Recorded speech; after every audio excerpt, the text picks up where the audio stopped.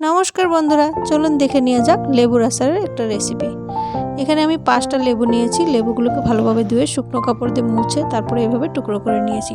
গাজরগুলোকেও ভালোভাবে ধুয়ে শুকিয়ে তারপরে টুকরো করে নিয়েছি। আর নিয়ে নিয়েছি 8-10টা কাঁচা লঙ্কা আর 1 টুকরো আদা।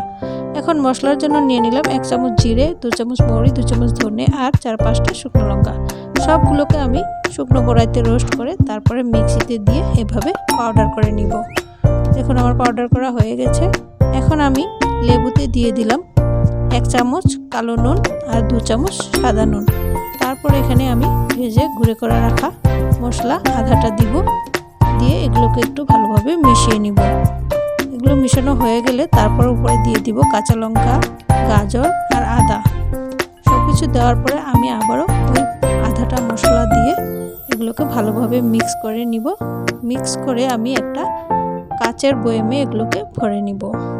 তারপর এদিকে আমি এখন একটা কড়াই বসিয়ে দিব, দিয়ে এখানে আমি 1 কাপ পরিমাণ সরষে তেল দিয়ে ভালোভাবে গরম করব। ভালোভাবে গরম হওয়ার পরে এখানে আমি দিয়ে দিলাম 1 চামচ পরিমাণ হিং। তারপর এই তেলটাকে ঠান্ডা করে আমি ওই ভরে রাখা কাচের বয়ামে দিয়ে দিলাম। তারপর এই কাচের বয়ামটা আমি 10-15 দিন মতো রোদে দিলেই আমার লেবুর আচার তৈরি হয়ে যাবে। তো আপনারাও বানিয়ে খেয়ে দেখেন, খুবই টেস্টি অ্যান্ড হেলদি হয়। Thank you.